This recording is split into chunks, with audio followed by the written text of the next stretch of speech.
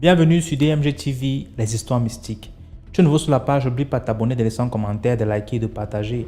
Tu veux raconter une histoire? Envoie ton histoire au numéro à l'écran sur le plus 237 655 81 90 17 et on va jouer ici sur YouTube. On poste tous les jours sur YouTube à 12h00 et on a une deuxième chaîne YouTube qui s'appelle DMG TV, histoire mystique exclusive, et là-bas on poste tous les 15h00 heure du Cameroun.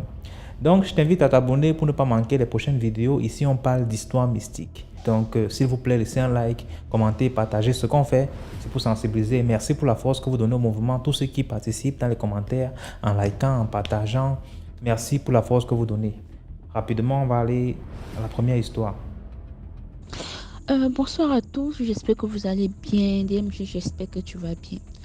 Et dit DMG, c'est un coup de gueule que je vais lancer. On ne peut pas trouver une solution pour protéger notre émission. Tout le monde aussi fait une émission comme ça maintenant. Parce que comment j'ai commencé, hormis le papa qui faisait ça autant, d'après le Gabonais, j'ai appris un papa qui faisait ça autant. Moi, je n'ai pas connu. Avant de te connaître, j'ai une Congolaise que je suivais, mais elle-même, c'est elle-même qui racontait les histoires. Elle recevait les histoires, elle racontait. Et après ça, je t'ai connu en 2022, je ne sais pas trop là. Depuis là, c'est vous deux, je vois, je suis honnête qui parlait à faire de mystique. Mais de nos jours, actuellement, tout le monde fait live de mystique, histoire mystique. Tout le monde. Tout dernièrement, je revenais du boulot, que je suis arrivée à la maison. Ma maman m'appelle pour me dire, viens ici. Je prends un nom d'emprunt. Vanessa, viens ici. Viens écouter ici. Il faut faire attention à toi. Et je vais écouter. C'est une histoire que j'ai déjà entendue dans DMG, de notre émission. Et là, j'ai dit à ma maman que, maman, ça, il ne faut pas écouter. Ce sont des voleurs. Ils ont volé l'émission. Je te fais écouter l'original. Et puis, j'ai mis ma maman sur DMG back off. C'est back up, mais quoi, je sais pas. J'ai mis ma maman, elle écoute. Je rentre de boulot le lendemain, m'appelle. Viens t'asseoir et t'expliquer ce qui s'est passé. Je suis obligée de m'asseoir, oui. Et puis, elle s'est pas dit non. Toute histoire que j'ai écoutée là, elle va me raconter ça encore. Je suis obligée de m'asseoir. Comment ça, pour moi, c'est aberrant. Parce que tu as fait pour réveiller les consciences, ils voient les gens, comme ils ont vu que vraiment, tout le monde commence à prêter attention à tout ce qui est mystique. C'est devenu un gombo. J'ai vu une page d'un frère ivoirien, lui, c'est pour chercher Jay. Il n'a rien à foutre en fait. Ils ont fait faire leur live de conneries là. Ils voient que sur le live, ça donne de la visibilité, ça donne de l'audience, c'est tout. Vraiment, on peut pas trouver une solution pour protéger notre truc là. Bref, j'ai une toute petite histoire à raconter, une histoire que j'ai vue aujourd'hui au boulot. C'est par rapport à nous les femmes, les hommes aussi. C'est vrai qu'il y a la prière, mais aussi, j'aimerais dire au moment qu'on a des enfants, qui ont des nounous là, les caméras là, je pense que c'est très bon les caméras qu'on ne sent pas cachées là. C'est important de mettre ça dans notre maison avant de recruter une nounou. Je suis une histoire où il y a une petite fille, une jeune petite fille, un visage très innocent. Si on te dit elle peut faire ça, tu as dit c'est faux. Elle est venue chez une dame à Abidjan ici. Elle a dit à la dame qu'elle cherche du travail. La dame a dit ok, d'accord. J'espère que tu sais pas. Elle dit c'est préparé. La dame a dit mais tu viens d'où? Elle dit elle vient de Touba. Elle est Maoka. C'est Koyaga, non? Koyaga ou bien Maoka. La femme dit d'accord. Elle a commencé à travailler chez la dame. Et la dame, par intelligence, le jour où la fille n'était pas là comme ça, elle a installé des caméras invisibles. Et c'est là la dame va découvrir que elle a mis une vidéo où la fille partait. Bon, quand tu vois ce nom, on dit chap chier. Mais c'est trop vulgaire. Où la fille partait déféquer. Là, on peut se dire, ok. Où la fille partait déféquer d'un plastique noir, un sachet noir. De regarder un peu la vidéo, elle voit la petite fille aller déféquer d'un sachet noir. Prendre son déchet, là, venir mettre dans la nourriture. Et vraiment, ça me saoule. C'est méchant en fait. Ça prouve que vraiment, il n'y a plus de limite. On parle de mystique, mais il n'y a plus de limite. Une petite fille de 15 ans, 16 ans, cherche à agbasser mari de quelqu'un, gâter foyer de quelqu'un. Et quand la dame a vu ça, la dame l'a coincé le lendemain avec les caméras là, pour dire on va appeler la police. Elle dit à la dame qu'elle n'est même pas ivoirienne, DMG. Elle est malienne. Pourtant, elle a fait croire à la dame qu'elle est Koyaga, une ethnie ivoirienne qui sont au nord. Je pense que la dame, même elle est du nord, elle s'est dit ses familles. Et après renseignement, la fille nous dit qu'elle n'est pas ivoirienne, mais elle est malienne. Et on passe au téléphone, on voit qu'elle est en contact avec un féticheur, même marabout du Mali, qui lui donne ses astuces, mais ses secrets à pouvoir prendre le mari de la dame dans la maison. Vraiment, c'est où va le monde? Tu n'as pas de travail, tu viens chez le travail, tu fais du mal à la personne. Tu as fait que son mari. Déféquer, venir mettre dans la nourriture de quelqu'un. Bon, si elle n'avait pas mis caméra, elle n'a pas eu l'intelligence de mettre la caméra, elle allait voir quoi. Qu'est-ce qui allait se passer? C'est une petite fille une petite fille avec un visage innocent, tu peux même pas capter qu'elle peut faire ce genre de choses. Vraiment, faites attention. Dieu nous protège, ça c'est la base, ça c'est clair. Mais nous-mêmes aussi là, quand on veut prendre des nounous, qui ont des enfants, des maris, on est jamais à la maison. Les caméras, là, c'est important. Les caméras qui ne sont pas visibles, là, c'est important. On ne sait jamais. Donc c'est pour dire aux mamans, aux papas aussi, de porter beaucoup attention aussi à leur nounou, de prendre soin de leur maison, de faire très attention. Parce que le diable s'amuse plus. Maintenant, les gens n'ont plus de sentiments. Donc, c'était tout. Que Dieu vous protège. Au revoir. Merci beaucoup pour l'histoire. Et là, on passe à la deuxième histoire. Bonjour DMG, bonjour. Vraiment, depuis j'ai pris le WhatsApp là, vraiment pour envoyer mon histoire là. Peut-être tout est un problème, mais par la grâce de Dieu, j'ai pu le décider aujourd'hui. Bon, mon histoire s'est passée en Côte d'Ivoire, puisque je suis ivoirienne. Je travaillais à Grand Bassam. Il y a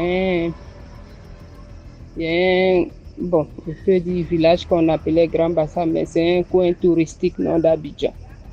Donc, je travaillais là-bas à la plage. J'allais là-bas les samedis et dimanches. Et je me retournais les lundis matin sur Abidjan. Donc, un jour, je suis allée travailler et je devais le lundi matin, je partais prendre mon car comme d'habitude. Mais là où on prend le car, c'est sur l'autoroute, hein, parce que là, tous les grands cars passent là et on arrête les voitures comme ça, on arrête les cars comme ça. Si c'est chargé, il continue. S'il n'est pas chargé, il s'arrête, il te prend. Donc moi, j'ai l'habitude comme ça, quand je finissais les week-ends, j'ai l'habitude comme ça d'aller m'arrêter là et prendre mon car pour partir. Mais il faut reconnaître que quand on s'arrête là aussi, il y a les personnels aussi qui vont à Abidjan parce que eux tous ils travaillent sur Abidjan, non? Et puis beaucoup viennent travailler, et beaucoup habitent à Grand Bassam. Donc, quand les personnels là passent pour aller travailler sur Abidjan, s'ils te voient une jeune fille arrêtée là, bon, ils gardent pour te demander, ah, tu vas sur Abidjan ou bien tu fais quoi? Si tu es intéressé, tu montes. Si tu n'es pas intéressé, tu leur dis non. Et puis eux, ils continuent leur chemin. C'est comme ça, le jour-là, je t'ai arrêté. Il faut reconnaître qu'à chaque fois, quand je sors de ma maison, je prie toujours Dieu. Je prie toujours Dieu. Quand je prie mon Dieu, je dis, ah Seigneur, je m'en vais là. Je ne sais pas si je vais avoir voiture. Mais si j'ai eu une personne qui veut me prendre vraiment, je te confie ma vie. En tout cas, je confiais toujours ma vie en voie de sortie. Donc ce jour-là, j'étais arrêté, je ne gagnais pas de voiture, Et il y a une personne qui est venue s'arrêter. Quand il s'est arrêté, le chauffeur est sorti et il est venu vers moi. Il m'a demandé, tu vas où? J'ai dit non, que je vais sur Abidjan. Je vais sur Abidjan. Il dit, moi, mais je vais sur Abidjan. Et il m'a demandé quel quartier. Il a dit Yopougon. Il dit, ah, moi aussi, je vais à Yopougon. Mais devant, il y avait un autre monsieur aussi qui était assis parce qu'ils étaient deux devant. Et le monsieur me dit, ok, il faut monter. Il dit DMG. Seigneur. Le monsieur de devant, il ne parlait pas. Mais sa manière de me fixer, ses yeux étaient en train de me parler. Non, je n'oublierai jamais le regard qu'il me lançait. C'est dit, il est en train de me communiquer par ses yeux. J'ai pris un pied, j'ai mis dedans. Quand j'ai mis un pied, j'ai abaissé la tête, j'ai enlevé. Le monsieur, j'ai toujours les yeux fixés sur le... Il me parlait seulement. Tu sais, des fois, le parler, c'est pas seulement dans la bouche. Les regards aussi. Des fois, quelqu'un peut te parler par les regards. Et ce monsieur me parlait par les regards pour me dire de ne pas monter. Sincèrement dit, mes yeux ne l'ont pas quitté. Quand j'ai retiré la tête, j'ai mis une deuxième fois encore la tête. J'ai retiré encore.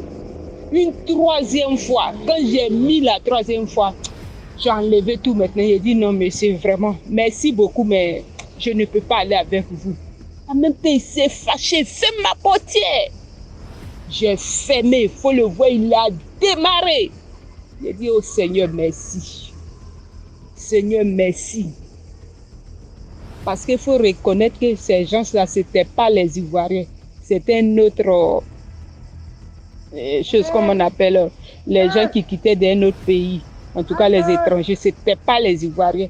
Nous, les Ivoiriens, on connaît notre accent. Quand tu es Ivoirien, on connaît. Quand tu n'es pas Ivoirien aussi, on connaît. On se connaît entre nous. Et jusqu'à aujourd'hui, je n'oublie jamais le regard de ce monsieur qui me parlait à travers ses regards pour me dire, ma chérie, si tu es mal, il ne faut pas monter. Il ne faut pas monter. Il ne faut pas monter. Jusqu'à 3 fois, j'ai mis la tête, j'enlève. J'ai mis la tête, j'enlève. Jusqu'à 3 fois. La troisième fois, il a dit non, monsieur, merci, mais je ne peux pas. Et puis il me l'a crié en colère. Fais ma portière. J'ai fermé. Quand j'ai fermé, il a démarré en trompe. J'ai commencé à glorifier le nom de Dieu. Non, Dieu est bon. Dieu est bon. Quand tu confies ta vie à Dieu, quoi. Non, il ne t'abandonne pas. Ce jour-là, vraiment, j'ai béni le nom de Dieu. Mais malgré ça, aller m'arrêter là-bas pour attendre toujours voiture, là, je n'avais pas arrêté, hein.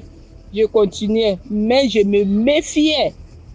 Et Dieu, par sa grâce, vraiment m'a beaucoup protégé. Jusqu'à aujourd'hui, je suis quitté là-bas. Vraiment, je bénis le nom de Dieu. Ok, merci. Et c'était mon histoire. Merci beaucoup pour l'histoire. Maintenant, on va passer à la troisième histoire. Surtout, n'oubliez pas d'aller vous abonner à la deuxième page DMG TV Histoire Mystique. C'est très intéressant. Là-bas, on poste tous les 15 heures. Déjà, si tu connais la page, laisse un commentaire. Comme ça, les autres qui ne sont pas encore abonnés vont vouloir aussi aller s'abonner là-bas. Merci. Bon, DMG, me revoilà. J'ai trouvé un endroit calme pour pouvoir essayer de m'expliquer un peu. Bon, ce que j'ai à vous dire, je ne peux pas rentrer dans tous les détails de mon histoire ici. C'est une histoire qui a pris toute mon enfance.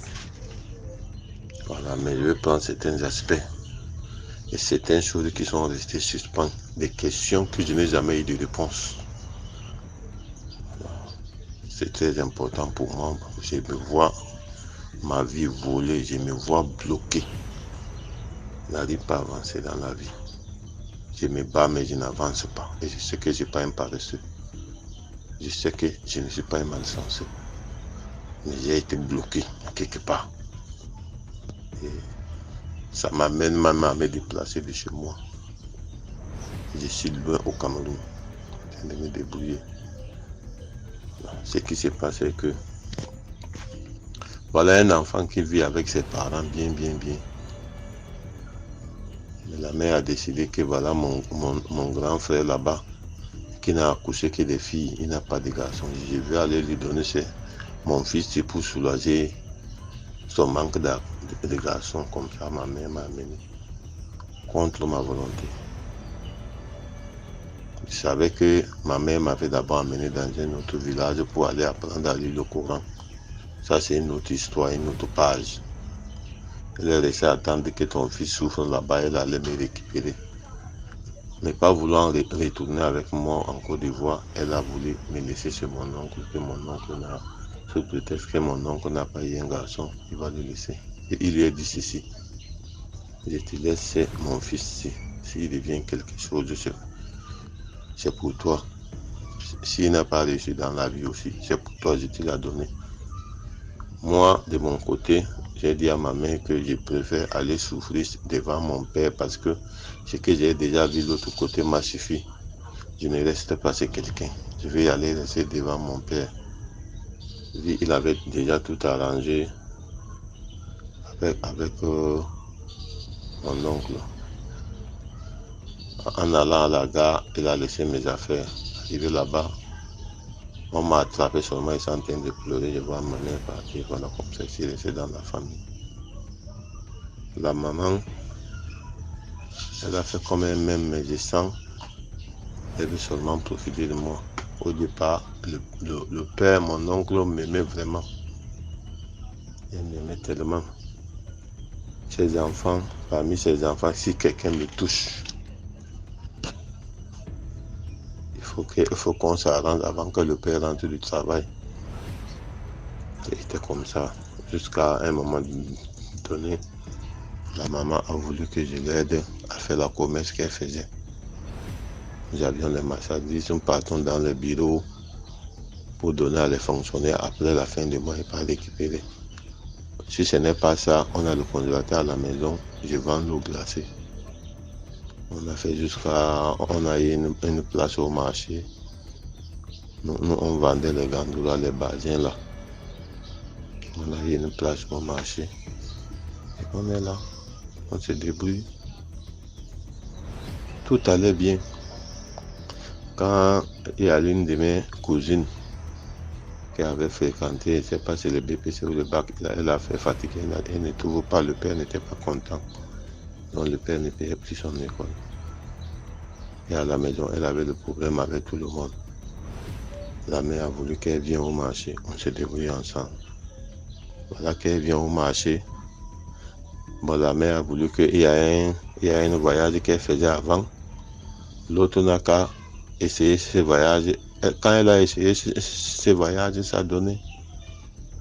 Bon, nous aussi on vendait au marché, ça donnait. Donc, au cours du voyage, comme elle fait rentrer l'argent, elle a eu l'autorité.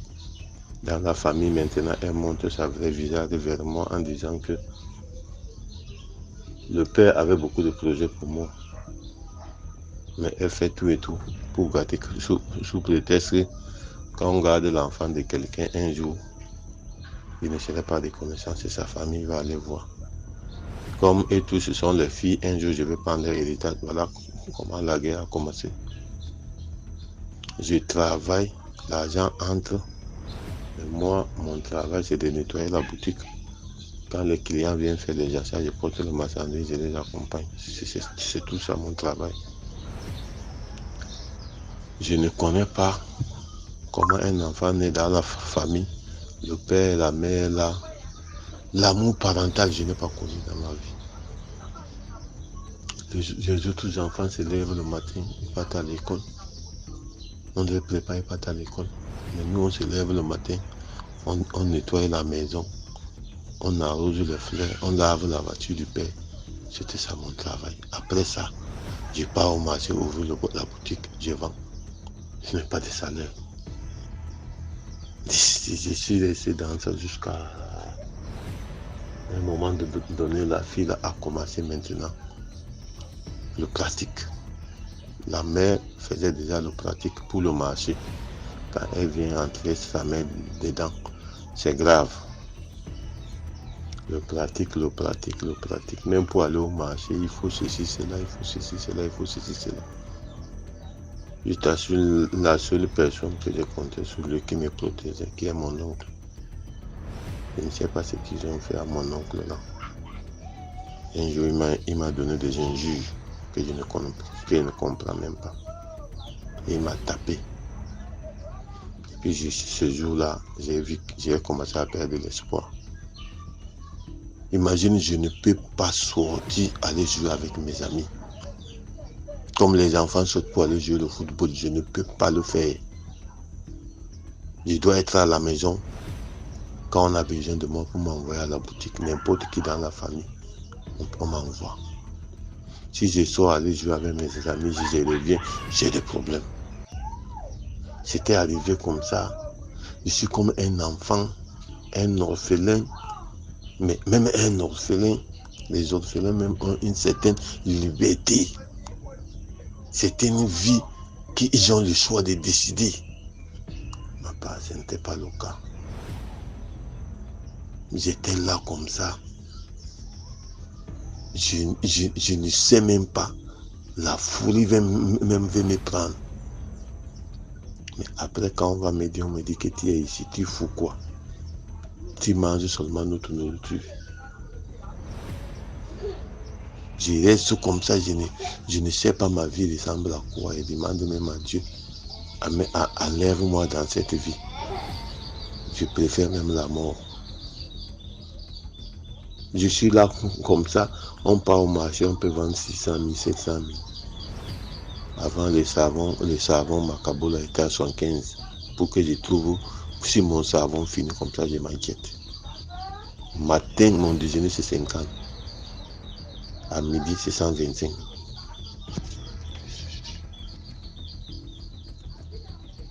À midi, c'est 125. J'ai supporté la torture. On m'envoie sur n'importe quel genre de marabout. Mais il y a certaines choses qui sont restées dans ma tête. Comment mon oncle qui m'aimait autant, qui avait le projet, s'est levé un coup. Il m'a détesté à mort. Ça c'est un. Il y a une question qui reste suspendue dans ma tête. Un jour, ma tante m'a donné le marteau. Et il m'a donné certaines pointes. Je ne sais pas si c'était 6 ou 7 pointes. Attaché avec fil noir. Il m'a fait couler ça sur un manguier. Et le manguier est venu engloutir ça. J'ai cherché des réponses à ces genres de pratiques-là. Il n'est pas trouvé. Ils ont fait que mon oncle m'a détesté au point où quand il me voit comme ça, il s'énerve. Pour un rien du tout. Parce que si je rentre dans tous les détails, on va faire même une semaine ici. Je vous rencontre les essentiels. Imagine quelqu'un met les clés de voiture dans sa paume de main. Il fait sortir le bout un peu entre ses doigts pour cogner la tête de quelqu'un avec. Cogner la tête d'un enfant avec. Quand il me cogne comme ça, on dirait qu'il y a des asticots sur ma tête. Je n'arrive même pas à la douleur est insupportable. Mais je me lève le matin. Tous ces enfants partent à l'école. Mais nous, moi, je reste à la maison. Le travail des filles, je pars au marché, ouvrir la boutique. La mère vient faire le marché, mais donc je rentre à la maison, donner à le bon, il prépare et il retourne encore au marché. Voilà comment mon enfance était. Je souffre comme ça. Là, je viens. Ça arrive à un niveau. Le père a construit la maison en ville. Dans le capital, on a déménagé là-bas. Arrivé là-bas, je croyais que les choses vont changer. Les choses ne changent pas. J'ai demandé donc à le père de me mettre dans un métier. On m'a mis dans le métier. Il y avait un cousin là-bas. Le cousin vient à la maison, il veut se faire plaire, mais moi je ne sais pas. Il crée des travaux pour inutiles. Mais il veut que moi, j'adhère à ça. J'adhère toujours. C'était tombé dans un mois de carême. Nous, les musulmans, on jeûne. Même si tu rentres à la maison, tu manges. Tu dois avoir un peu... Il y avait même une petite économie de 12 000. Ou c'était 6 000 comme ça. Et le père ne t'a rien demandé. Tu passes chercher un local, un non loti. Toi-même, tu n'as pas. Tu viens offrir à le père. Et tu mets la pression qu'on part construire une maison là-bas. Sinon, on peut perdre la place. C'est comme ça, il m'amène dans le marécage pour frapper le papin. Brique de terre. Moi, je vois qu'on est là, on frappe. Ce n'est pas un travail pressé. Mais à chaque fois, on descend, il me demande les 500, les 250 de crédit pour aller manger. Et moi, je vois que ce n'est pas normal. On est dans plein mois de carême. Ce n'est pas un travail pressé. Je lui dis seulement que, mon frère, ce n'est pas un travail pressé. Ce sont les dimanches, on part faire là, les autres jours, on part se vacances, nos occupations, pour pouvoir aussi ne pas manquer quelque chose. Quand toi, tu me prends de l'argent comme ça, tu ne vas pas me rembourser. Moi aussi, quand je mange à la maison, je sors pour payer les petits sous, mon argent fini. Bon, monsieur sort derrière moi, quand j'étais au travail, il vient dire à la maison que moi j'ai dit qu'il ne faut pas qu'on va aller travailler, qu'il n'y a pas notre intérêt là-bas. Mon oncle qui est mon père, que je compte sur lui, que tout mon espoir est sur lui, il met l'histoire dans son cœur pendant plus d'1 an, il paye mes maltraites. Je me lève à la maison, il doit nettoyer son salon jusqu'au véranda, nettoyer les meubles, casser le bois de chauffage, arroser les fleurs, laver sa voiture avant d'aller au travail. J'arrive à 8h, 8h30 au travail, 9h, mon patron me chasse. Quand il vient, il me dit que je ne vais pas travailler. Je marche à pied pour aller au travail. Dans notre maison, il y a une moto, il y a des vélos, il a sa voiture. Même s'il doit sortir, il voit que je marche à pied pour aller au travail. Il préfère que je marche, il ne peut pas passer à côté de mon travail. Il ne m'aide à rien. Tout simplement parce que j'ai dit que le gars là, on n'a qu'à aller travailler les dimanches. Que c'est notre travail, ce n'est pas le travail de quelqu'un. Le gars est parti me salir avec lui, il a mis dans son cœur pendant plus d'1 an, il me maltraite. Quand je pars en retard au travail, mon patron me chasse. Voilà comment un enfant souffre comme ça dans son enfance. Quand on me chasse du travail, j'arrive à la maison. Lui aussi, il écrit lettre, il donne à mon patron qu'à partir de 19h, il doit me laisser à partir de 19h. Moi, je dois rentrer à partir de 17h, il doit quitter le travail pour aller à la maison. Et l'endroit est loin. Comme ça, les deux, on me malaxe comme ça. Si je rentre avant 19h, je dois me laver, sortir, causer avec mes amis. Avant 20h, je dois rentrer à la maison. Si je ne rentre pas, je dors dehors. Le lendemain, il vient prendre mes paires de gifles avant de continuer mon travail quotidien. C'était comme ça, ça arrivait à un moment que les tantes, les oncles qui sont dans la ville avec moi ont vu que c'est pas bon. Ils ont appelé maman, ils lui ont expliqué. Ton enfant vit comme un orphelin. Il faut que tu cherches un moyen pour le récupérer. Ma maman écrit une lettre, il les donne. Okay. Il a d'abord écrit une lettre, il m'a donné des fuites. Il a donné le transport pour que je fuis. Je lui ai dit que non, je ne peux pas fuir. Demande-leur la route, il me libère, je viens te trouver comme tu m'as laissé avec eux. Ma mère a écrit les lettres, il les a données. Ils ont dit qu'ils vont me préparer, je vais partir. Quand les enfants, l'école va commencer, ils vont faire partir les enfants, ils vont aussi me préparer, je vais partir. L'école a commencé, personne n'a parlé et je continue de souffrir. Moi-même, je me suis débrouillé, j'ai fait ma carte, j'ai cherché mon transport. Je ne suis pas en train de vous dire même les choses.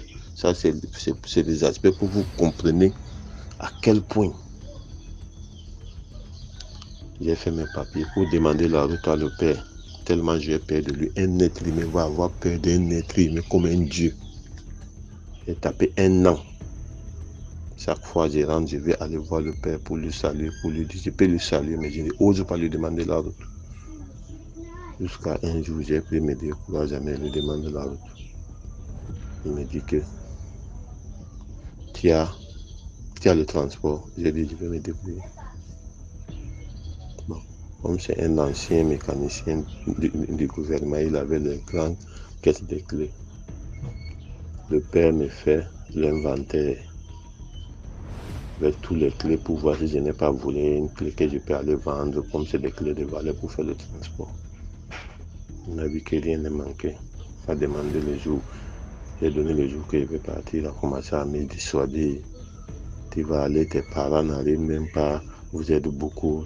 Tes parents n'arrivent même pas à garder tes frères. Tu vas encore aller les ajouter. Il a commencé à regretter. Mais moi, j'avais déjà pris mes décisions pour quitter. Voilà que j'ai pris ma décision. Moi, je suis quitté. Je suis arrivé devant mon père. Et pour vous dire que quand je pars, les gens qui sont toujours derrière moi, ils cherchent à savoir si je vais retourner ou je ne vais pas retourner. Leur problème est que je retourne. Et j'écris les lettres. En ce moment, c'était les lettres à ma mère. Je dis à ma mère que si tu as un autre enfant qui peut envoyer, mais moi, je ne voulais pas aller encore là-bas. Mais le problème est que les gens s'y pratiquent. Même si on dit que le marabout est où, le charlatan est où, il est faux. Même s'il faut comment ils vont aller, ils vont travailler. Et j'ai grandi là-bas, je connais de quoi ils sont capables. À l'heure là, je suis un père de 48 ans, à l'heure actuelle. Mais dans ma tête, je suis toujours un enfant. Je ne grandis pas. Et je me sens bloqué. C'est-à-dire que je sens que ma vie a volé. Il y a une chose qui m'a dépassé, puisqu'on ne m'a pas scolarisé. Je voulais tout faire au moins pour connaître lire et écrire, mon frère. BMG. Mais je n'arrive pas. Je paye quelqu'un pour m'apprendre. Il me montre, mais rien ne rentre. Je sais que de nos jours aussi, la clé de la vie, il faut au moins voir, il faut au moins connaître, même écrire ton nom et lire. À mon âge, je suis comme un exilé. J'ai fui là où j'étais, c'est mon oncle arrivé, c'est mon père, j'ai fui, venir me retrouver au Cameroun, dans un village. Dieu merci, je me suis marié. J'ai des enfants, je me suis construit ma maison. Mais mon rêve qui est dans mon cœur, que j'ai envie de réaliser, quand je me bats, j'arrive à côté, je n'arrive pas à atteindre mon objectif. J'ai fait tout et tout, je n'arrive pas à atteindre mon objectif. On dirait qu'il y a quelque chose qui me bloque. DMG, excuse-moi, ce que vous avez rencontré, c'est seulement un petit. Il y a des choses même que si j'arrive à te dire là où toi tu es assis là, tu vas te lever sur ta chaise et tomber. Mais vraiment, je ne peux pas rentrer dans tous ces détails parce que ça va nous prendre trop de temps. Mais je vous dis que la chaleur parentale pour dire qu'un enfant, même si tu es un orphelin, tu as une certaine liberté. Oui, mon père, ma mère n'est pas là. Même si je dors dans la rue, j'ai une certaine liberté, je peux décider. Ou bien comme une personne qui n'a pas son père, mais il a sa mère. Il peut avoir la chance d'être scolarisé.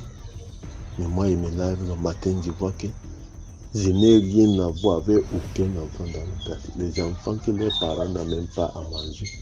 Mais les enfants partent à l'école. Moi, mon travail, c'est de nettoyer la maison.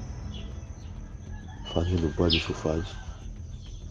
Et on peut me donner une petite place qu'on avait prévue pour la boutique du quartier. C'est là-bas qu'est devenue ma chambre. Et ma chambre est collée à la cuisine. Voilà un autre traumatisme. Quand je dors, ils ont préparé en journée la maison chauffe, il n'y a pas de ventilateur. Une petite fenêtre. Quand je ouvre la porte ouverte, je vous assure que, comme c'est à la rentrée, mon oncle vient avec une seau de 5 litres. Il me trouve sur mon petit lit. Il me verse tout ça. Je vais parler, les gens vont croire que je mens. Je connais que je ne mens pas. Je me lève, je m'assois. J'ai dit qu'il ne faut pas fermer la porte. Il ne faut pas dormir, laisser la porte ouverte. Tu vas appeler le voleur chez moi. Une maison qui a la barrière d'au moins 2 mètres. À chaque fois que je suis dans ma chambre, la télé que moi je nettoie, je ne savais pas qu'un jour moi je peux payer la télé mais dans ma maison jusqu'à attraper le télécommande. La télé que je nettoie, les vidéos en cassette de l'époque que je nettoie tout le canapé. Je rentre le soir, je ne peux pas sortir avec mes amis. Je rentre pour m'asseoir au salon pour regarder la télé, on me sasse. Je pars dans ma maison m'asseoir comme ça. Je n'ai pas ce sommeil, mais je m'assois. On vient encore avec un seau d'eau, on me verse. J'étais devenu comme une personne Je ne sais pas comment moi-même je pouvais me décrire en ce moment. Si les enfants ne me disent pas que ça c'est la maison de notre père, sors, va dans la maison de ton père. C'est le mauvais cœur. Je me lève le matin de faire la charbon, je dois aller passer le dimanche où il y a les jours comme ça, on décide qu'il n'est pas pour travail. Je dois aller passer les habits du matin à 7h jusqu'à 18h avec les charbons. Tu brûles un habit de quelqu'un, tu as le problème. C'est-à-dire qu'on m'a volé toute mon enfance, là où je suis. Comment mon oncle qui m'aimait tant peut se lever un jour comme ça, il me déteste.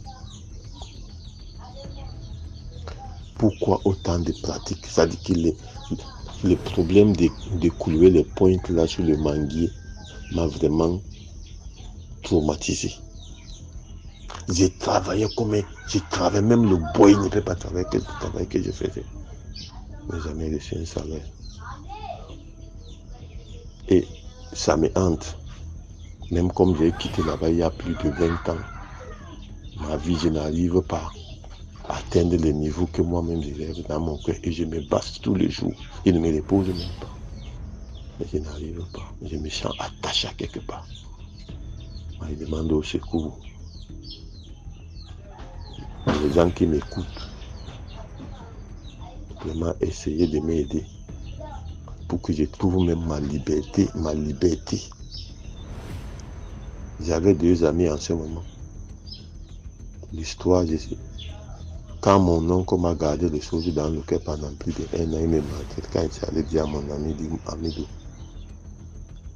ton père n'est pas mort, cherche à rentrer chez toi. C'est lui qui m'avait réveillé la conscience un peu. J'ai réussi à forcer le fuir.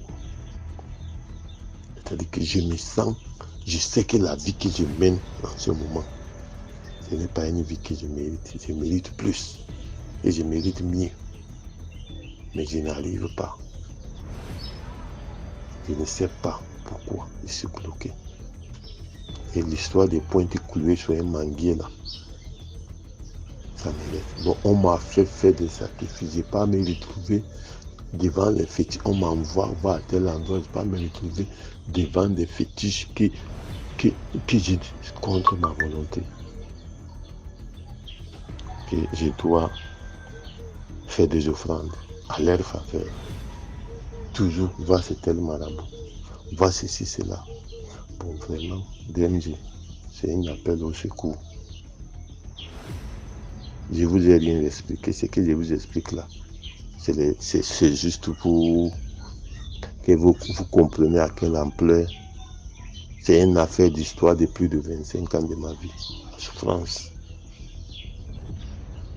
Je voudrais vraiment que parmi tous ceux qui m'écoutent, il y a les marabouts. Je sais qu'il y a les praticiens, il y a les gens qui voient là où nous ne voit pas. Je demande de l'aide pour gagner ma liberté, mon indépendance, mon acte de naissance et d'origine. Et c'est les gens là, puisque j'ai fui, j'ai laissé tout ça. Et j'ai fui mon pays, fui là où je suis né. Et je me retrouve là au Cameroun. Je suis vraiment tout le temps, je ne peux pas faire une semaine sans rêver avec les gens ici. Le maltraitance qu'on me fait. Je suis en train de réfléchir comment je vais fuir. Bon, je vais pas aller trop loin. Ça, c'était un petit aspect de mon histoire. Je voudrais que vous analysez, vous gérez souvent ces histoires-là comment. J'ai besoin de réponses.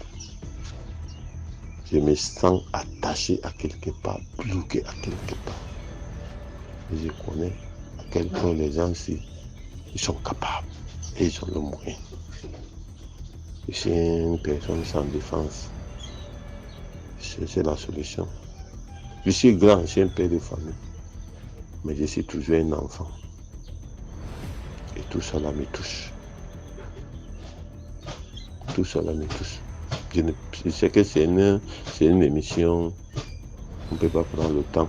Si on va rentrer dans le détail, mon père, On va faire une semaine ici. Et s'il vous plaît, faites quelque chose pour moi. Je mérite aussi de vivre comme les autres.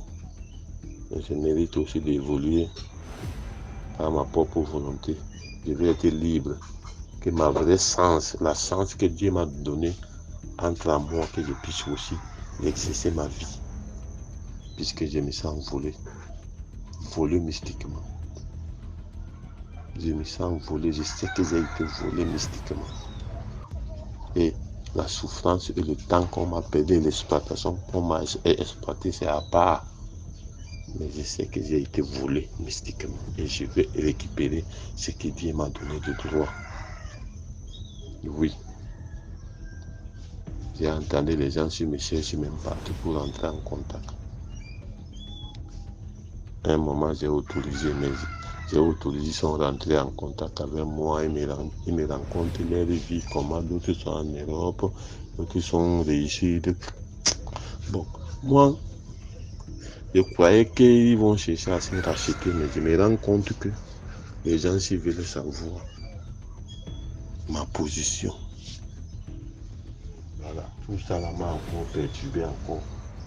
Vraiment, j'ai besoin de votre aide. Je sais que c'est des gens qui m'écoutent. C'est votre frère, votre fils qui est en détresse. Moi, je vais vous dire que je suis en détresse. Psychologiquement, je ne suis pas là. Moralement, je ne suis pas là. Je n'arrive même pas à m'entendre avec les gens. Je suis tout le temps frustré. Dans la vie socialement avec les gens, je n'arrive même pas à sortir. Parce que quand quelqu'un me fait une injustice, quand je pense à ça, je n'arrive pas à pardonner. Ça nous amène dans le problème. Je vous m'en parle, je suis touché. On m'a transformé ma vie, je n'étais pas comme ça.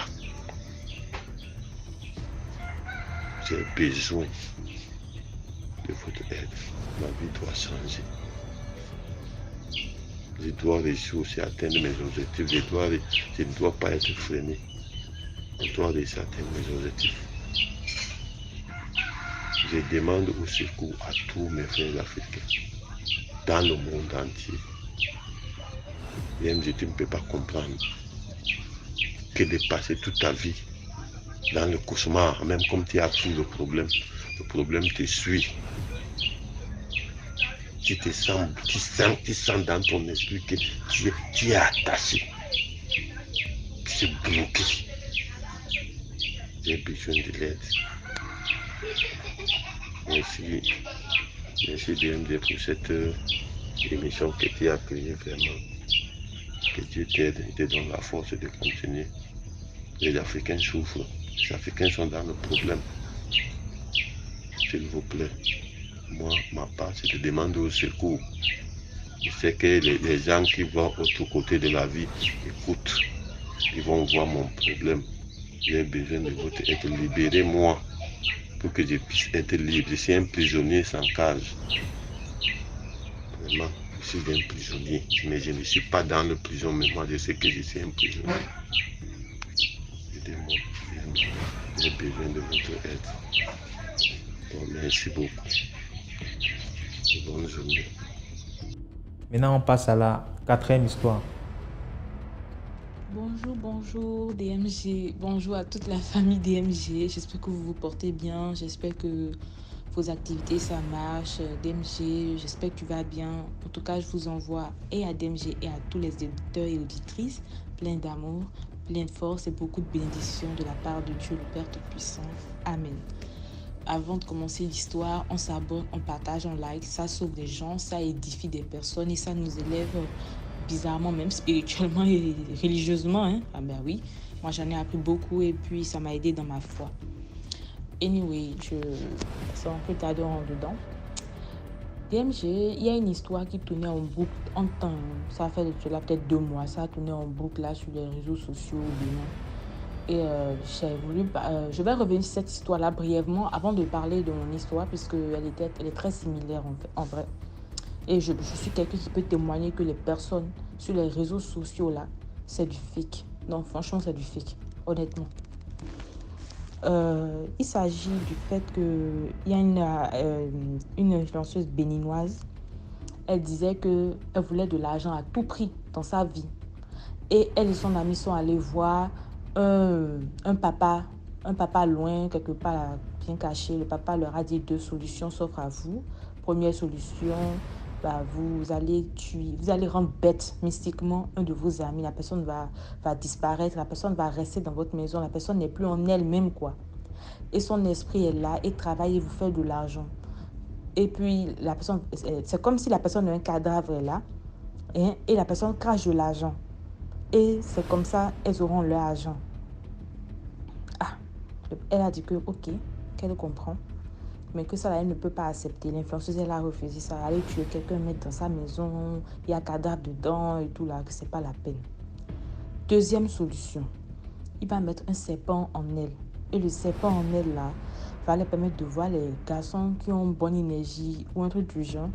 Elles vont coucher avec ces garçons-là. Et c'est avec ça qu'elles auront de l'argent. Donc, quand elles vont coucher avec ces garçons-là, le serpent, il va ressortir et cracher les millions, tout ce qu'elles veulent. Mais elles ne doivent pas compter l'argent là. Comment vous expliquer? S'il a peut-être craché 30 millions, elles peuvent compter jusqu'à 25 millions et ne plus compter le reste. Peut-être que si elles comptent tout le reste, elles vont devenir folles. Parce que, voilà, avoir beaucoup d'argent devant soi en même temps comme ça, c'est pas normal. Et au fur et à mesure qu'elles feront ça, elles vont coucher avec les garçons, tout ça là. Le serpent, il va grandir. Il va devenir long jusqu'à ce qu'il ne puisse plus rester, comment on appelle ça, en elle, mais commencer par se balader dans la maison. La fille, elle a dit non, que ça ne l'aide pas. Donc, elle disait que si elle couchait avec ces hommes-là, soit s'ils ont un esprit fort, ils deviennent fous, ou bien toute leur vie est gâtée, ils ne savent pas, quand ils interprètent quelque chose, ça ne marche pas. Ou soit, s'ils ne sont pas très forts spirituellement, ils meurent. C'est des choses qu'on connaît, c'est des choses qui se passent, rien de nouveau jusque-là. Elle a dit, ok, il n'y a pas de souci, qu'ils vont réfléchir et revenir. Mais elle a dit que son amie qui était à côté d'elle là, elle était chaude et elle voulait faire vraiment tout ce qu'on lui disait. Mais elle a refusé catégoriquement. Donc, quelques temps après, le papa a rappelé l'influenceuse qui racontait l'histoire et lui a dit que toi, quand tu es venu chez moi, tout ce que j'ai proposé pour avoir l'argent là, malgré que tu étais déterminé, tu as refusé. Que c'est rare qu'il ne tombe pas sur des personnes comme elle de nos jours. Mais parce qu'elle a un bon cœur, il voulait lui dire, la fille avec qui tu es amie là, quand elle va te proposer de l'argent, refuse catégoriquement. Parce que cet argent-là, c'est pour prendre la chance des personnes. Effectivement, c'est ce qui s'est passé. Et puis, elle a évité la catastrophe. Voilà l'histoire, j'arrête là et tout. Maintenant, moi, je voudrais rebondir sur ça dans le sens où, quand j'étais en première, je n'étais pas encore en terminale. J'étais amie, avant même d'être en première, j'étais amie avec une fille, une influenceuse maintenant, qui a une grande... voilà une influenceuse du Bénin là. On était amis avant qu'elle devienne influenceuse. Et dans le temps qu'elle a commencé par avoir le buzz, tout ça là, un peu de reconnaissance, qu'est-ce qui s'est passé? Elle lui a donné... Elle a fait un groupe WhatsApp. Et elle m'a mis dedans moi. Dans ce groupe-là, c'est là que j'ai su que j'avais 2 camarades de classe qui étaient aussi amis avec elle. Je vais nommer une Sarah et une Mélissa. Maintenant, Sarah et moi, elle en était un peu... Bon, on était toutes les 3 assez proches. On n'était pas des amis sincères. Mais voilà, on s'entendait très bien. En tout cas, moi, je m'entendais avec elle toutefois là. Et on s'est retrouvés dans ce groupe-là. Qu'est-ce que l'influenceuse proposait? Qu'on aille se laver chez les marabouts pour attirer les hommes. On va coucher avec eux, prendre leur chance. Toujours la même chanson, hein. Et moi, comme je voyais ces choses dans le groupe, ça ne m'intéressait pas. Je ne répondais pas à cela puisque j'avais aussi mes cours à côté. Après, elle est venue m'écrire inbox pour me dire que la manière dont je suis discrète et tout là, qu'elle aime ça. Qu'elle voudrait me proposer quelque chose. Qu'il y a des gens du Nigeria qui ont beaucoup d'argent. Des babachais, ils vont me donner de l'argent, des dames du Nigeria, pas forcément du Nigeria, même partout dans l'Afrique au fait, je serai leur sugar baby, elles vont me donner beaucoup de l'argent. Et j'ai dit, ah bon, comme moi je suis curieuse, j'ai dit, qu'est-ce que je vais faire? Il dit que non, qu'il n'y a pas mieux des nains, quoi. Et les nains, là, ils recherchent des filles avec qui passer la soirée, qu'ils ont beaucoup d'argent, hein. Elles mettaient l'argent devant, que d'aller, elle aura sa part, qu'on va devenir riche et célèbre. J'ai dit que moi, je peux pas. Elle dit, si je peux pas, là, d'aller faire avec les femmes, là, elles vont me donner de l'argent, que c'est rien, elles vont descendre à la cave seulement, des choses comme ça. J'ai dit, moi, dans le temps, là, je ne voyais pas le spirituel. Moi, pour moi, c'est que c'est pas bon de faire les choses comme ça. Et j'ai dit que je peux pas. Et elle m'a enlevé. D'ailleurs, même, c'est même pas elle qui m'a enlevé. Du coup, moi, j'ai quitté. Et après, je ne sais pas si les autres ont quitté ou pas. Sarah, elle est venue me dire, mais tu sais qu'elle m'a dit telle chose, telle chose. Elle dit, moi aussi, elle m'a dit la même chose. C'est pour ça qu'elle aussi, elle a dit qu'elle, d'ailleurs, l'autre l'a enlevé du groupe. Elle a dit, ok. Maintenant, comme Mélissa, elle a vu que nous les deux, on a quitté le groupe, elle aussi, elle a quitté le groupe puisque, bon, elle ne voulait pas que, voilà, on dise qu'elle fait des choses comme ça, quoi. Bon, anyway. Au fait, l'histoire de la première influenceuse que j'ai dit là, c'est pour vous dire que moi, là, je confirme que cela est vrai. Parce que cette influenceuse était en temps amie avec l'influenceuse avec qui moi, j'étais amie. Moi, je peux vous dire que c'est vrai et c'est totalement vrai. Tout ce qui se passe sur les réseaux, les gens qui ont l'argent, la gloire, les choses comme ça là, je vous jure que c'est pas simple. Rien n'est simple. Il y a des gens, ils vont vous faire miroiter des choses, mais vous allez dire, mais c'est quoi ça? Et je passe par là pour dire merci à tous les parents qui éduquent les enfants dans la foi religieuse et la spiritualité. Moi, je ne peux pas dire que je suis mieux éduquée que les gens. Il y a des gens qu'on a retrouvés dans des situations pas possibles. C'est leurs parents qui étaient les plus sévères, les plus spirituels, les plus pasteurs, les plus prêtres. Mais je vous jure, c'est eux qui sont tombés dans les pièges comme ça. Parce que quoi? On ne leur a pas vraiment expliqué la signification religieuse et spirituelle de leur religion. Je remercie mes parents et tous les parents ainsi que la plateforme DMG qui nous éduque. Parce que vous savez, moi, je n'avais pas peur. Moi, je n'ai pas peur de certaines choses. Hein. Mais moi, j'ai peur de Dieu. J'ai peur des choses. Ah, si spirituellement quelque chose m'arrive. Parce que tout le temps, on m'a bassiné avec. Et aujourd'hui, je vois que c'est des choses qui existent. Moi, je suis là pour juste dire aux parents de continuer à parler de Dieu à leurs enfants. C'est ça qui sauve. Ce n'est pas forcément la bonne éducation. Il y a des gens, le papa sont des militaires, le maman sont des directrices d'école, mais c'est eux qui font les choses terribles. S'il n'y a pas le volet spirituel et religieux dans une éducation, c'est pas la peine. Votre enfant va faire n'importe quoi. Merci beaucoup à tout le monde. Et au revoir DMG. Félicitations pour tout ce que tu fais, pour tes awards et tout, pour tes films. Que Dieu te bénisse dans ce que tu fais. Merci beaucoup pour l'histoire. Maintenant, on passe à la 5e histoire. Bonjour DMG. J'espère que tu vas très très bien. Déjà, je tiens à apprécier l'initiative que tu as prise.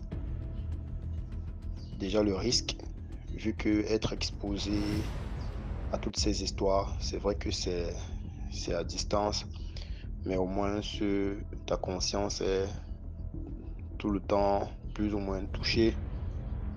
Et forcément aussi, ça, je me dis que ça puisse affecter sur ton quotidien, mais Dieu au contrôle. C'est lui qui décide. Et déjà, je tiens à te remercier. Pour tout ce que tu fais pour nous. Ces histoires qu'on raconte. Je tiens à préciser que ce projet, tu vas peut-être te reconnaître, ce projet que tu as eu. Nous l'avons, tu me l'avais exposé en 2018 chez Madame Adeline. Ça te reviendra forcément. On en avait discuté plusieurs heures et je me suis rendu compte on s'est rendu compte de la passion qu'on avait pour les choses mystiques. Et mon histoire, j'ai pris le temps parce que je te suis depuis 2 ans. Je t'écoute depuis 2 ans et j'ai pris le temps de vouloir avoir une histoire vraiment qui respecte le canevas de ton émission. Le DMG, le mystique existe. Tu sais, au-delà des histoires, de ce qu'on peut raconter, j'ai été témoin de ces histoires-là. Il y a 2 semaines aujourd'hui, je suis allé rendre visite à un ami à Douala 5e. Je vais taire le nom exact du quartier pour ne pas créer plus ou moins la panique par rapport à ce qui suivra. Je suis allé rendre visite à un ami aux environs de 22h30. Je lui dis ok, bon, allons prendre un pot. C'était un jeudi, dans un début de week-end.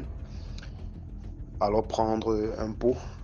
C'est à ce moment qu'on s'arrête. Donc, en cours de chemin, on s'arrête chez un ami qui a une cave dans un carrefour.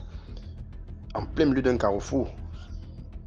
Mon ami a une cave là. On s'est arrêté pour prendre un pot.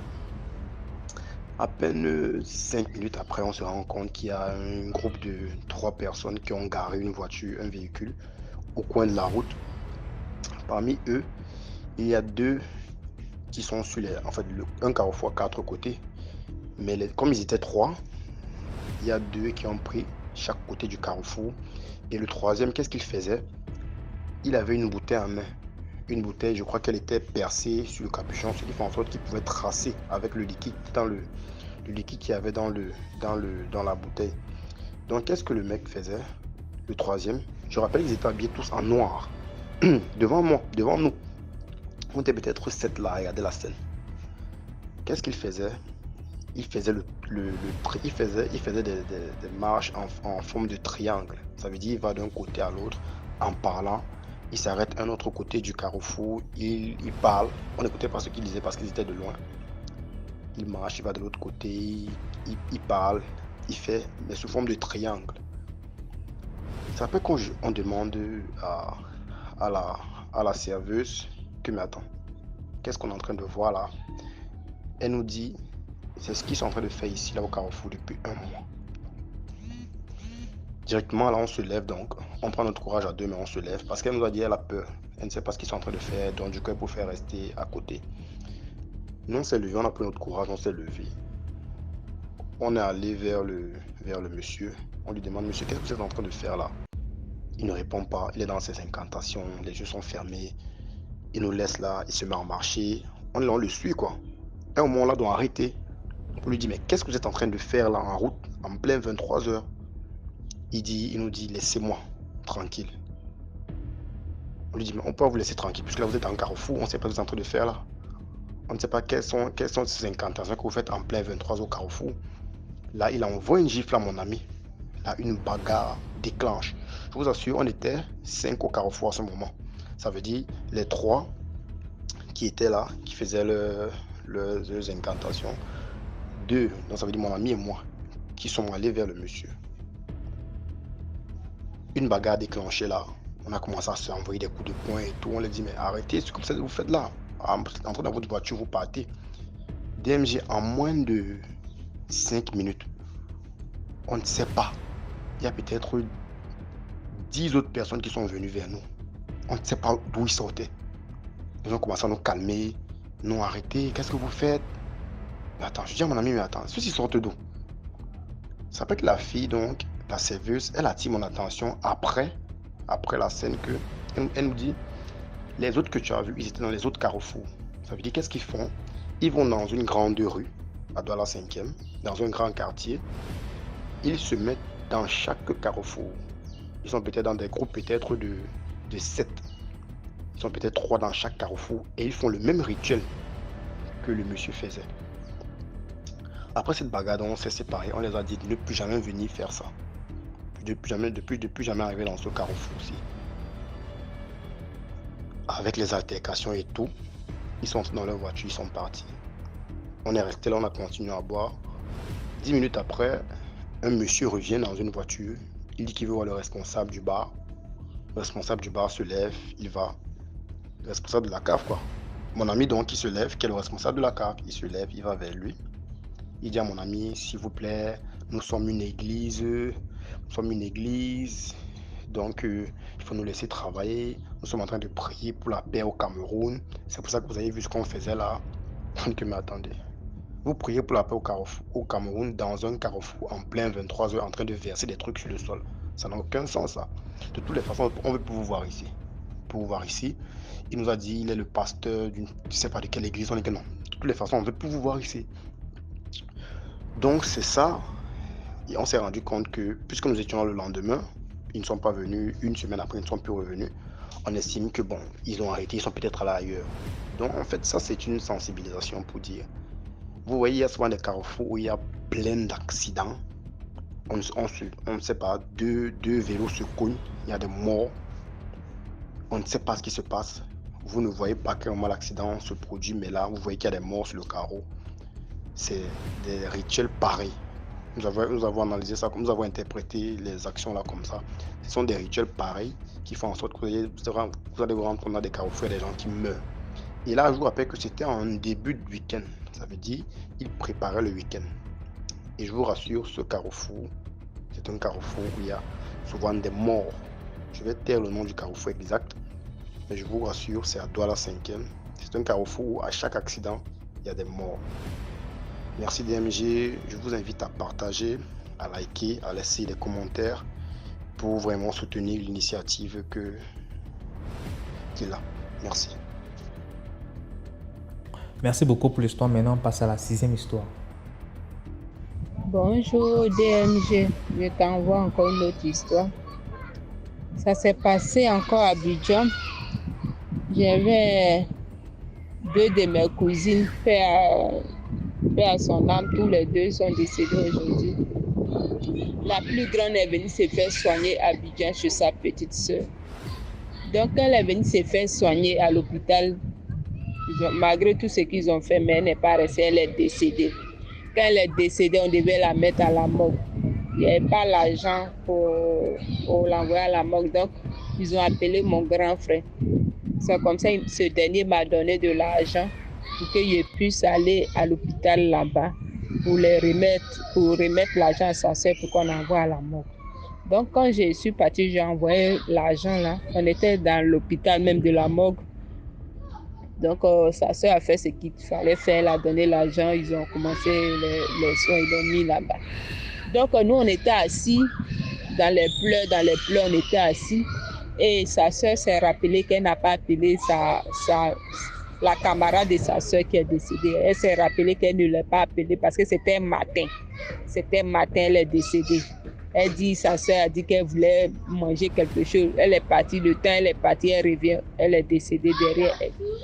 Donc, elle n'a pas eu le temps de prévenir sa meilleure amie, la meilleure amie de celle qui est décédée. Donc, c'est comme ça, on était là, et puis elle a pris son téléphone, elle dit, attends, je vais appeler la camarade de ma soeur, là, pour lui prévenir que sa soeur est décédée. Donc, elle a pris le téléphone, quand elle a composé le numéro de sa copine, pour dire, ta copine est décédée, ta camarade est décédée. Elle dit, tu dis quoi? Elle dit, oui, que ta camarade est décédée ce matin, là, elle a commencé à expliquer. Et puis sa camarade dit, mais attends, tu parles de qui? Elle dit, j'ai pas de...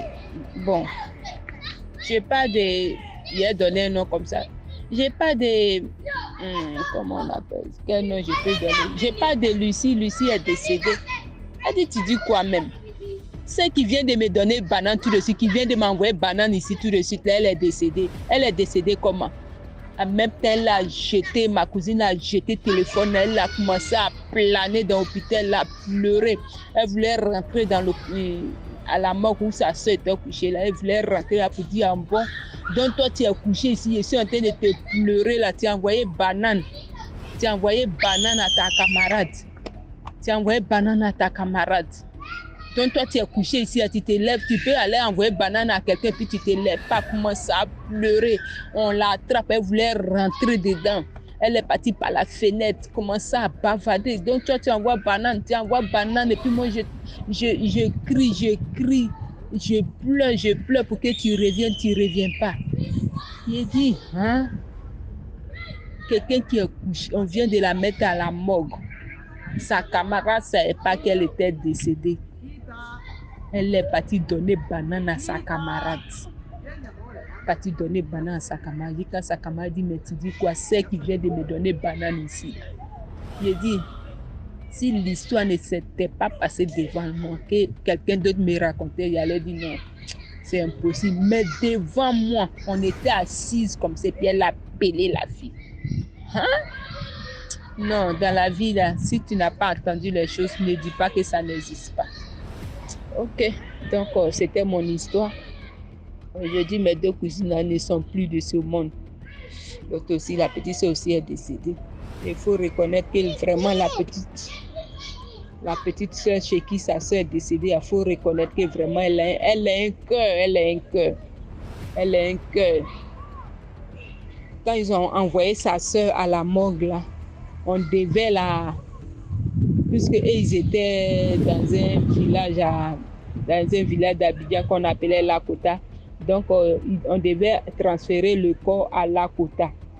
On devait transférer là-bas parce qu'il y avait une famille qui avait perdu quelqu'un aussi qui devait transférer le corps aussi là-bas. Donc, on a profité pour mettre les 2 corps ensemble on a essayé de voir cette famille qui envoyait son corps, donc on a profité, on a mis notre soeur qui est décédée dedans pour l'envoyer aussi, puisque c'était dans la même région que les choses. L'autre corps aussi partait. Donc le jour du départ, le papa même c'est-à-dire que mon oncle était là, le papa de celle qui est décédée était là. Il a refusé de s'asseoir, puisque dans le corbillard, il y a le chauffeur et puis il y a 2 places devant. Derrière, on met le corps. Donc le papa a refusé de s'asseoir derrière, puisque sa fille aussi devait partir. C'est chez qui sa soeur est décédée là, elle devait partir accompagner le corps aussi. Le papa qui a sa fille qui est décédée a refusé de s'asseoir derrière les 2 corps. Il a refusé, par peur, il a refusé. C'est ma cousine encore qui allait s'asseoir. Et ils sont quittés là-bas vers les 17h, 18h comme ça. C'est elle qui s'est assise derrière les 2 corps jusqu'à Lakota, où ils sont partis les mettre à la morgue là-bas. Non, il faut reconnaître que c'est là. Je ne sais pas si c'était un traumatisme, je ne sais pas. Mais vraiment, ce cœur qu'elle a eu de faire ça, s'asseoir derrière 2 corps, attaquer une femme. Toute la nuit, ils ont fait le voyage, elle était assise derrière. Vraiment, elle a eu ce cœur-là. Son papa a refusé, il s'est assis devant avec le chauffeur. Mais elle est restée derrière. Jusqu'à ils ont envoyé sa soeur, ils ont fait tous les funérailles, tout là-bas. On l'a enterrée. Aujourd'hui, elle aussi, elle n'est plus. Vraiment, c'est pour vous dire que il y a les gens qui ont un cœur. Il y a les gens qui ont un cœur. Vraiment, c'était mon histoire. Merci. Merci beaucoup pour l'histoire. Voilà, c'est tout pour aujourd'hui. J'espère que vous avez aimé la vidéo d'aujourd'hui. Surtout, laissez-moi des likes, laissez des impressions, partagez, likez, commentez, invitez plus de personnes à venir regarder les vidéos. Voilà. Sinon, j'espère que vous avez envoyé vos histoires aussi sur le numéro WhatsApp à l'écran. Là, c'est le plus 237 55 81 90 17. Et voilà.